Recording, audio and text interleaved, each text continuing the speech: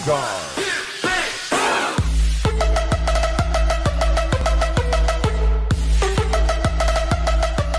Merci téléspectateurs et MTZ TV partout sur la Roulanda Bisso et chaîne Abino Moko et aux en 4 provinces et tout. Et puis ça a une information donc comme ça Bisso tout là la télé tout moi pourvu que toi informé bah tout mieux sur au bazar banda Moka ainsi que bah bazar na 4 Moka par rapport à nos les 4 provinces et tout. Aujourd'hui nous recevons le président des caucus parlementaires des députés nationaux de Victorie. Bonjour. Bonjour. Pour vous présenter. Merci beaucoup. Comme on a Serge Gilbert, Oui, député national, Elia Magui, en même temps président du caucus parlementaire de l'État. merci honorable. Vous êtes ici pour quel travail à l'IMPD? Merci beaucoup. Nous sommes pour une mission d'État, une mission initiée par le chef de l'État dans les deux provinces sous l'état de siège. Entre autres, la province du Nord Kivu et la province de l'Ituri. La partie du Nord Kivu, c'est déjà faite, et là nous sommes à l'Ituri. Eh bien, nous sommes là pour une évaluation de l'état de siège. Vous savez que ça fait pratiquement 6 mois que nos deux provinces ont été proclamées par une ordonnance présidentielle soumettant ces deux provinces sous l'état de siège des suites de la situation de l'insécurité persistante qui continue. C'est comme ça que, vu toutes les atrocités, vu la naissance de plusieurs groupes armés, vu le manque de l'autorité de l'État sur le terrain, c'est comme ça qu'il a pris au chef de l'État de proclamer ces deux provinces afin de restaurer l'autorité de l'État et éradiquer définitivement les phénomènes de groupes armés dans ces deux provinces. Voilà, merci beaucoup honorable. Tout ce que la mingi na msalo busa la butumo ipona intérêt à la population itorienne ainsi que bino baili na biso. Alors honorable, nous qui toyeba le lot déjà 6 mois depuis la décréta qui état de siège, mais to éviter ça l'évaluation tandis qu'il y a aussi des lamentations, il n'y a pas de l'argent pour la mise en charge de cet état de siège.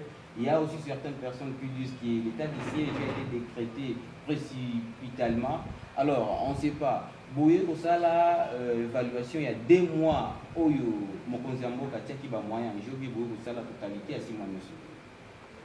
En fait, normalement, qui dit évaluation, vous savez que même un enfant qui t'envoie à l'école doit être évalué. Et toi, en tant que parent, tu dois attendre son résultat s'il a bien travaillé ou pas. Parce que en tant que parent, les parents payent les minutes. Voilà. C'est dans le même contexte qu'ils sont venus nous rendre compte de ce qui se passe sur le terrain. L'autorité, le commandant suprême des forces armées, le président de la République, en tant que responsable, en tant que père de la nation, nous a dépêché de venir nous rendre compte de ce qui s'est passé, de venir évaluer, de venir vérifier. Parce que vous savez, il y a beaucoup de grands autour de l'opérationnalisation de l'état de siège. Nous avons été au ministère du budget, pour votre information, nous avons été au ministère de la Défense et des Finances, et là nous sommes cette mission, il y a aussi le ministère de la Défense. Nous savons ce que le gouvernement a pu débourser à la source, comme financement, comme fonds alloué pour l'état de siège. Et nous sommes venus vérifier si c'est arrivé. C'est une question facile. Nous avons déjà un fonds de départ décaissé et nous avons vérifié sur le terrain combien vous avez reçu pour nous permettre de dégager la différence. Et on doit nous dire où est partie la différence.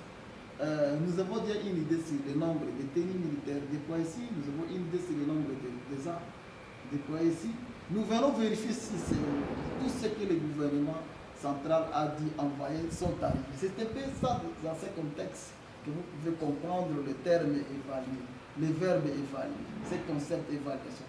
Donc c'est beaucoup plus facile, il n'y a pas de mathématiques autour de ça. Et ça se fait partout dans la vie. Même un père de la famille peut le faire dans sa famille. Et même un cultivateur peut faire l'évaluation de son champ, de ce qu'il a de produits dans son champ et consomme. L'Ituri, la province de l'Ituri, vis-à-vis au problème persistance de l'insécurité, Il y a certaines personnes qui disent que c'est la manque d'amour qui fait que l'Ituri aujourd'hui continue toujours à souffrir jusqu'à cette étape ici. On ne comprend pas. Vous êtes le président des caucus parlementaires des députés nationaux de l'Ituri, élus de l'Ituri. Comment vous avez divisé votre mission?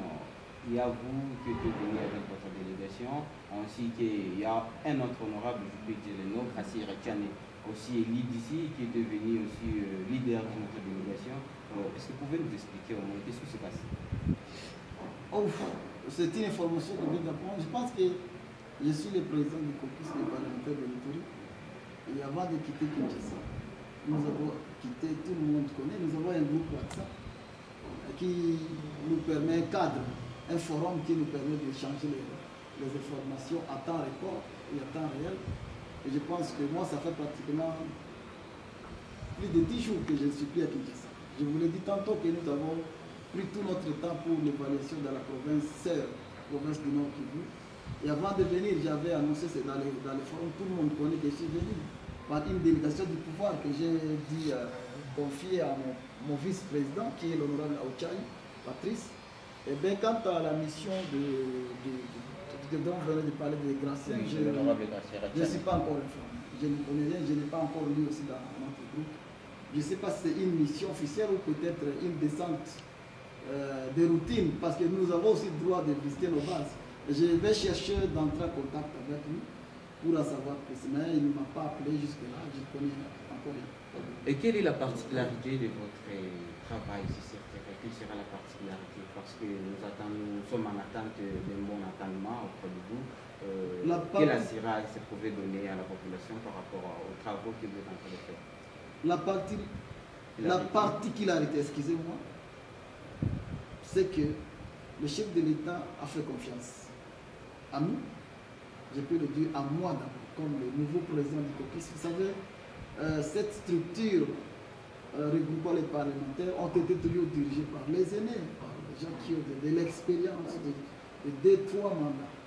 Pour cette législature, je vous rappelle que le premier président était l'honorable Renaud Tchédia, un homme très expérimenté, un ancien ministre. Après lui, c'était l'honorable Angèle Tabou, qui a fait pratiquement 3 mandats. Depuis 2006 jusqu'à aujourd'hui, elle est députée. Après, c'était l'honorable Nadirou, dont vous connaissez bien le parcours plus que moi. 2 mandats, même 3 mandats, il a été député provincial, il a 2 fois député national. Eh bien, c'est la toute première fois qu'un nouveau élu, qui n'a que 2 ans et demi, disons, comme expérience parlementaire, dirige.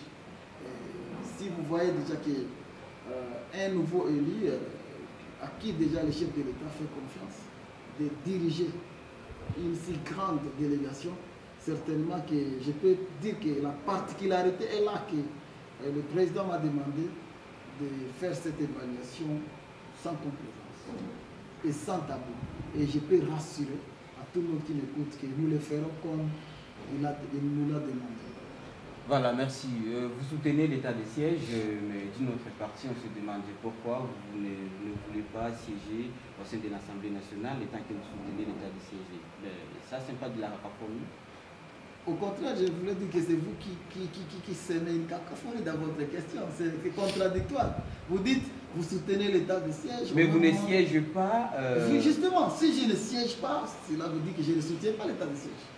Votre formation, moi, je ne soutiens pas l'état de siège. Tous les élus de l'Ituri ne soutiennent pas l'état de siège. C'est comme ça que même nous avons séché l'hémicycle. Nous avons décidé... Mais vous dites que tous les élus de l'Ituri, tandis que l'honorable Gracia, dans son point de presse, il a dit que tous les députés, tous les honorables élus de l'Ituri soutiennent l'état de siège. Je ne sais pas si vous êtes là pour me confronter avec le point de vue de mon cousin Irachan. Je n'ai pas suivi. Irachan, plusieurs fois, nous séchons l'hémicycle ensemble avec lui. Nous sortons tous. Nous avons décidé de quitter l'hémicycle plusieurs fois. Et c'est nous tous. C'est comme ça que vous avez vu, nous avons été reçus par le Premier ministre, le président de l'Assemblée nationale, par le chef de l'État lui-même.